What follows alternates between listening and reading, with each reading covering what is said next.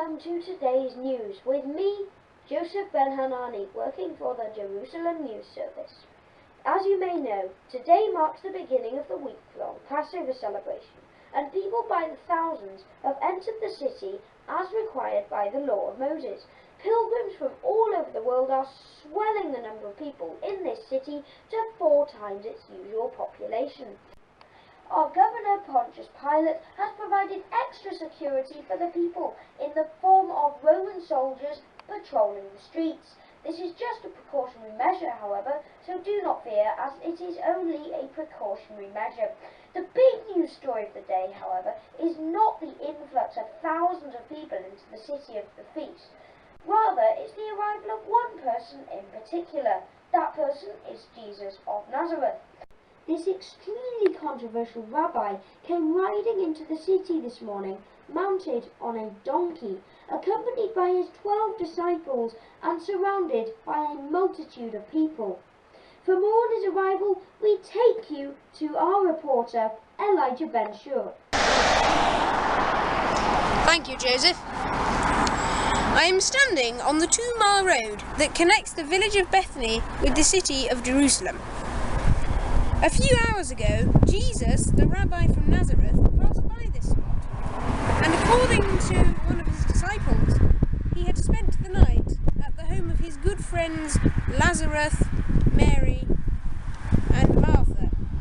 Lazarus, as you may remember, claimed that Jesus raised him from the dead several weeks ago. As Jesus left Bethany, some of his disciples fetched a donkey for him to ride on. Jesus mounted it and began his journey. A crowd quickly gathered around him, many of them curious to meet the man who allegedly raised Lazarus from the dead, had come out of the city to greet him. The mood along the road was festive. Some people took off their coats and placed them on the road for the donkey to step on. Others tore palm branches from nearby trees and spread them on the road, or waved them. Clearly the crowd gave Jesus a hero's welcome. As they spread their garments and branches on the road, the people were shouting, "Hosanna! Blessed is he who comes in the name of the Lord! Hosanna to the Son of David!" This seems to be a reference to the ancient prophecies about the Messiah, indicating that many people are indeed thinking that Jesus could be the Messiah himself. Hold on, I'm getting something. Elijah, you mentioned that many people lined the roads and welcomed the rabbi, Jesus, very enthusiastically. Were any of our religious leaders among them, such as the Pharisees and Sadducees? If so, what was their initial reaction? Yes, they witnessed him, but they were not happy. At one point, they actually approached Jesus and asked him to rebuke the people for their enthusiastic greeting. But Jesus replied that if the people kept quiet, the actual stones on the ground would cry out instead. Another extraordinary claim for an extraordinary man. Thank you, Elijah, for that absolutely fascinating report. Thank you all for listening, and please do join us again later for the next thrilling JNS News Report. This is Joseph Ben-Hanani.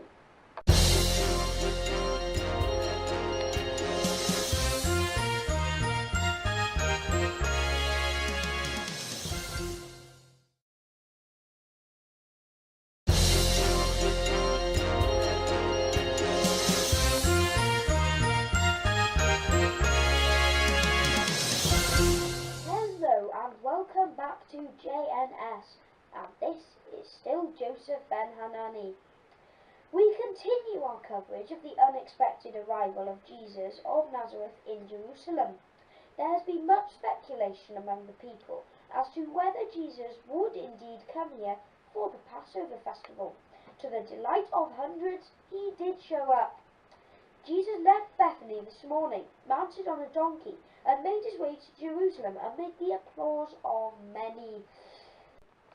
As he approached the city, however, something rather unusual took place. For more information, we go to our reporter Miriam, reporting straight from the scene of the action.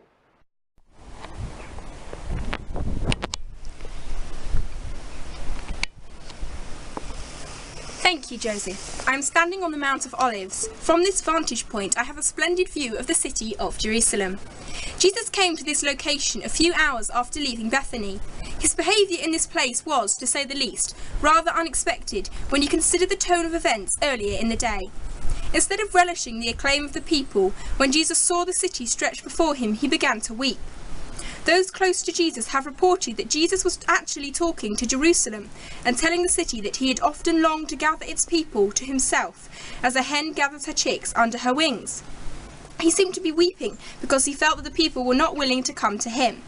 This does seem to be a very surprising response from a man who has shown every sign of popularity with the crowds on his way into the city.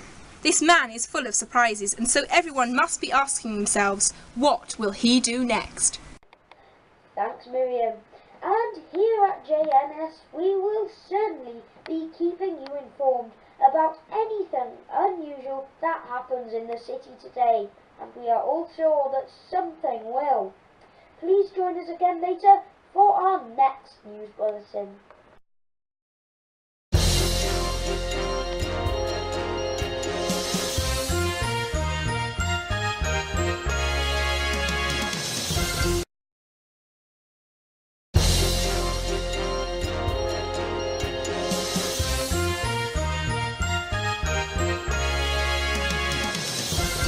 Hello there, and welcome back to our next news flash.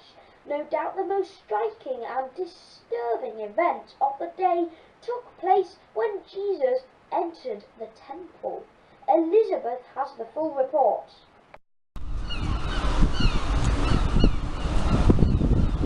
It is unbelievable what has been taking place here this afternoon. The temple court is a mess. During most of the day, temple servants and money changers sat behind tables, as usual, collecting the temple tax from the worshippers and selling sheep and other pigeons approved for sacrifice. When Jesus arrived, he displayed a remarkable outburst of anger. He overturned the tables of the money changers, leaving some of them broken and money scattered on the ground, opened the cages that contained lambs and doves, and as you can imagine the scene, as birds and animals escaped, it was bedlam. As he overturned the tables and drove out the temple merchants, he was heard to say, "My house will be called a house of prayer, but you have made it a den of robbers." A statement which caused outrage amongst the traders who have been working in the temple for many years. But this wasn't the end of the story. In the same temple area, many children were milling around. It seemed they had picked up the refrain they had heard from the adults earlier in the day, because they started singing the words, "Hosanna to the Son of David." The Jewish leaders were clearly very unhappy with this and challenged Jesus to give his reaction to the children's behaviour. Instead of rebuking the children for inappropriate behaviour, Jesus, in what can only be described as a snub to the religious leaders, asked if they had ever read Psalm 8, which talks of God desiring praise from the mouths of children and babies. Just a moment. Getting something in my ear, please.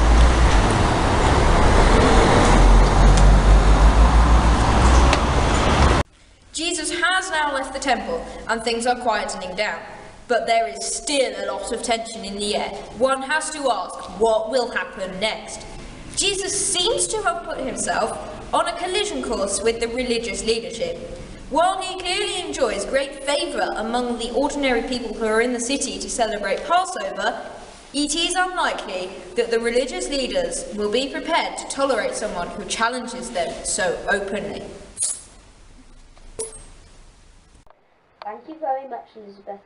And at JNS here, we will be keeping a close eye on events as they unfold, although for now all seems to be quiet in the city, at least as quiet as can be expected, considering the unusual events that have happened so far in the day. Reliable sources tell us that Jesus has left Jerusalem and returned to the village of Bethany, where it all started this morning.